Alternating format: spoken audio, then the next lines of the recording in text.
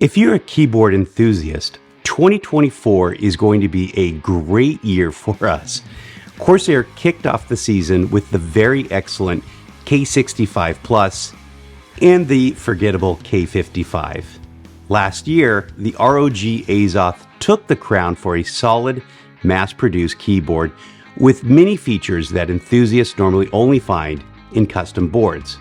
My video today isn't going to tell you if one is better than the other, because that decision has already been made. The Azoth is easily the better keyboard.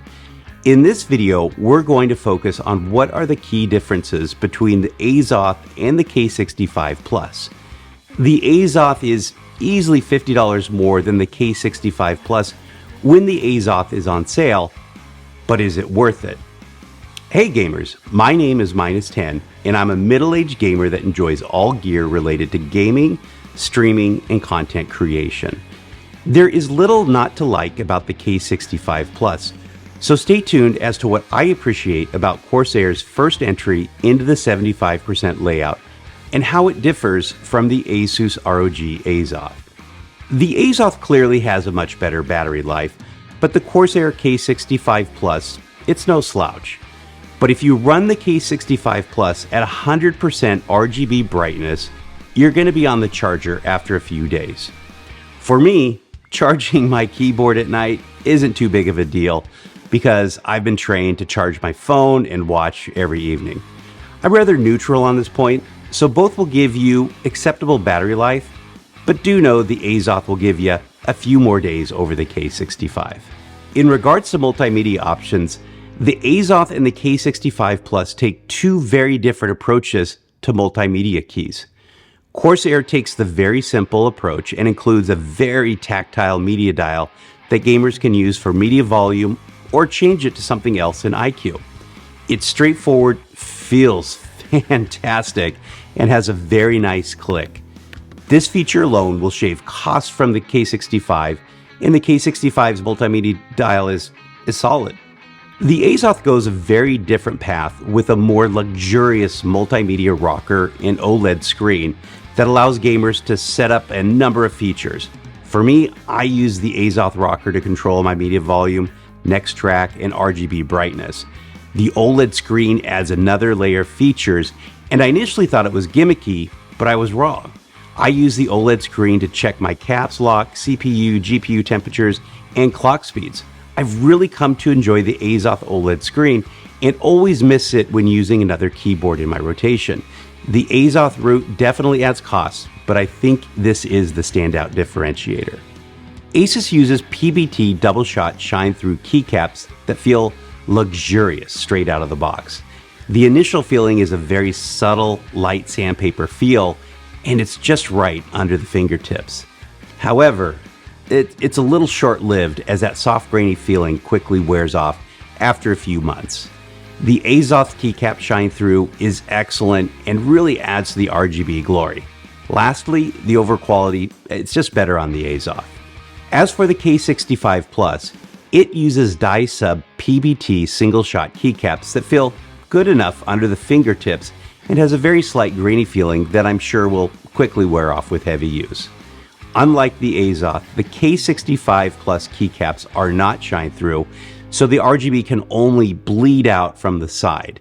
That said, the RGB is bright enough on the K65 Plus, and its strength is enough to bleed out the side, but if you want the full RGB glory, go with the Azoth. This topic is almost moot as both keyboards are hot swappable, and if you're buying a mass-market keyboard that allows for full customization, you're most likely going to switch the switches eventually. I purchased both the K65 Plus and the Azoth with their linear switches, and both felt fine. However, the K65's MLX red switches have a light actuation point. Although Corsair's website states 45 grams of pressure, they do feel lighter than my Azoth.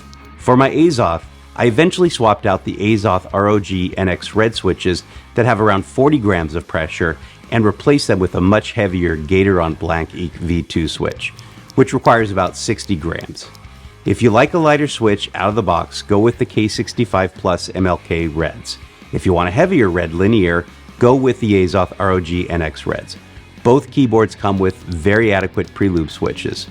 Should be noted, for my Gateron Ink Black V2s, I lubed them myself. Lastly, I do like the Azoth keyboard quite a bit, and I did buy a second Azoth and went with the ROG NX Clicky Blues that require 65 grams of force, to my family's dismay. Both the Azoth and the K65 Plus have excellent sound dampening, and I'll let you decide which one you like better in the sound test. For $159, the Corsair K65 Plus is an excellent value and sounds really, really good. With only 2 layers of dampening, the K65 Plus possibly sounds even better than the Azoth. The K65 spacebar stabilizers are excellent, and the spacebar definitely sounds better than the Azoth. For some reason, the Azoth spacebar has a noticeable ping. It's almost a tie, and if you want to save some money, go with the K65 Plus because you can further modify it to your own liking. And that goes for the switches and keycaps too.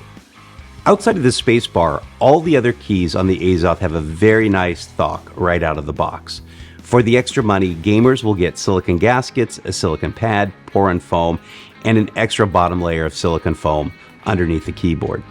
If the Azoth is on sale, this sound dampening gives the gamer a lot more dampening for a variety of desk conditions. The K65 Plus one-ups the Azoth with a very handy PC Mac switcher, which I failed to mention in my K65 Plus review. Many of us live in both worlds, and I use my Mac for all my video editing. If you're looking to live in the PC Mac world, the ability to change the K65 Plus's keyboard layout over to Mac is really fantastic. As for connectivity, both keyboards have 2.4 GHz and Bluetooth options, but the K65 Plus allows gamers to connect to 3 different Bluetooth devices. That's a nice option if you need to bounce between your PC, Mac, or mobile phone that all sit on your desk. I found both the Azoth's and the K65 Plus's 2.4 GHz wireless features to be fine and use both in Warzone heavily. Either way you go, if you want options for wireless connectivity, both keyboards will deliver. If you want to switch between your PC and Mac and have Bluetooth pairings, go with the K65 Plus. For those features that don't necessarily come to the surface when evaluating a keyboard, both have a couple of interesting differentiators. For the Azoth, I already mentioned its OLED screen and ability to customize its readout. This is great, and I miss it when I don't have it. In addition, I've really come to appreciate the Azoth's keyboard feet. I know that sounds odd, but I use my keyboards with the height adjustments fully extended, and one of my big annoyances while gaming is when a keyboard foot collapses in the flurry of a FPS game. The Azoth's feet will stay fully extended even during the most intense FPS shootout. They also feel very substantial when compared to the Corsair K65 Plus. For the K65 Plus, the big differentiator that I really came to enjoy a lot was the quick visibility to the FN key shortcuts. On the K65, when a gamer holds down the function key, all the shortcut keys are illuminated in a soft white. This is a really excellent touch by Corsair's product development team. In addition, the FN shortcut keys have their second function clearly visible and printed on top of the keycap. Excellent work. So there you have it, the Asus ROG Azoth versus the Corsair K65 Plus. This was a fun video to make because both are outstanding keyboards, and I'm a naturally optimistic person and enjoy highlighting the positives in life. Ultimately, which one is better will come down to how much you want to spend. The K65 Plus retails for $159, and my bet is it will go on sale in the not too distant future. The Azoth list price is $249, and at this price, the K65 Plus is the much better value. That said, the Azoth with blue Clicky or red linear switches are often on sale for $199, and at this price, the Azoth is an easier justification. Ultimately, in my opinion, the Azoth is the better keyboard, but is it worth an extra $50? I'd say so. $100? Probably not. Either way you go, you'll most likely be happy with either keyboard, and both allow total modification. As I said at the beginning, it is a great time to be a keyboard enthusiast. If you enjoyed this video, as well as my approach to reviewing gaming gear, I would really appreciate a like on the video, as well as a sub if you would like to follow me as a creator. Thanks for watching.